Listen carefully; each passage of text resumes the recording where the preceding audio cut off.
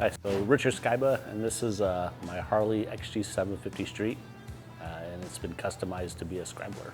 Yeah, I wanted something that I could ride pretty much everywhere, and this is great. I wanted something made in the US, because I bought a lot of imported bikes, and this one's made here. And a lot of it is especially made here in Oregon because it is custom. So, you know, in terms of something that's special, you know, what could be more special than something that you just made almost to suit to your own personal preferences. So, and I think that's what this machine is. It's something that's built for exactly what I want. And as my taste change and I keep, you know, getting better at off-roading in particular, and you know, I'll keep changing it and making it work better for me. So, and I think that's one of the nice things about Harley Davidsons in general is they are customizable. And there's even if there aren't parts available, I think owning one, you tend to have a little bit more of a, you know, the mindset of, hey, I can just change it and, you know, modify it as I need to. So the bike was built by a custom fabricator named 𝗪𝘁𝗰𝗵, and it's, you know, it's the logo on the side of the bike. You know, they did a good job with it. You know, the vision for this bike, in terms of, you know, why I wanted to own it and start to even make more changes on it, was really the Oregon backcountry discovery route. I still haven't been able to take it out on the OBDR, but I do want to get on the Oregon backcountry discovery route. So that's one of the goals, and just trying to get it ready for that. It's really to, you know, take a week off and be in the backcountry.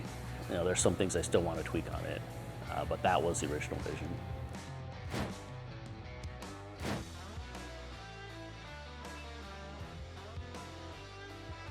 So the bike has a number of modifications to make it dirt worthy, starting with you know, the wheels. So the bike originally came with 16-inch wheels, and you can't get good dual sport rubber if you know, with 16-inch wheels. It has wheels from a mid-80s Kawasaki KZ650, I think.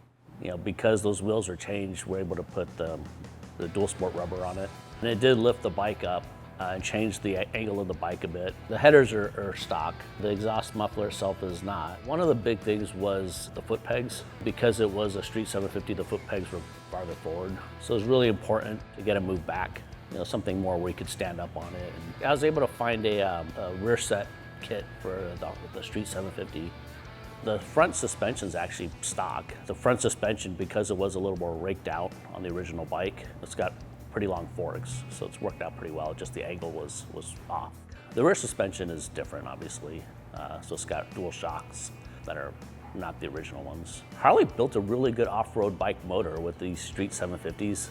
They didn't put them in an off-road bike, but they're, I would say, the perfect off-road motor.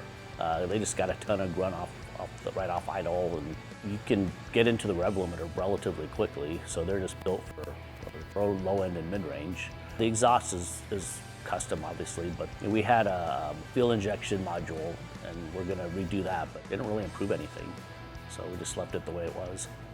It actually has a full luggage set. I mean, it's kind of got a stubby tail, but I'm able to get saddlebags on it and a Enduro tail bag. And I've actually camped here in Pendleton for a better part of a week with just the luggage we've been able to put on it, you know, tents and everything. So, this, you know, one thing I would like to see on this one, you know, the gas tank is fine, but it's 3.5 gallons, and it'd be great to get a bigger gas tank. So I might have, in terms of a custom rack or something where I can hold more gas would be good.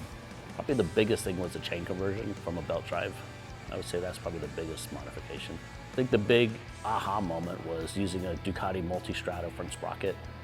You know, a lot of this stuff takes tweaking, and you know, as you know, nothing ever fits perfectly, but I think the builder did a good job with just making it work.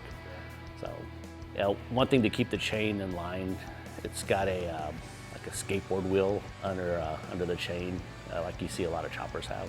So it's pretty cool. We had a 3D printed part put on for the sprocket cover because the original was not great. The tail section, you know, before I had a little stubby license plate holder, and no fender, which in Oregon weather you can't really do. You need a fender, otherwise you're going to be wearing a lot of the rain. So the fender itself is an Acerbis part. I basically bought an Acerbis fender and put that on. Yeah, it's a great freeway bike. You know, you're exposed to the wind a bit, but Lots of leg room and relatively comfortable in that sense. At the end of the day, it's a Harley. I mean, you can't get around. And that's, I mean, it's a small Harley, but it's still a Harley, and it's not a dirt bike. It's not a motocrosser, but it's a scrambler. I mean, it'd be great in the desert. So, yeah, I mean, the motor is great off road. It's got all sorts of torque. I mean, I don't know if you can stall it. I mean, because the amount of weight that's been taken off the machine is substantial. I mean, even if it was stock, it would still be a tractor over motor. Yeah, Harley really does have this is a great dirt bike motor. They just never put it in a dirt bike frame. It would be great if Harley would actually build this type of a machine. I mean, I think they've got a good start with the 𝗪𝗰𝗵, and that's a great big ADV bike.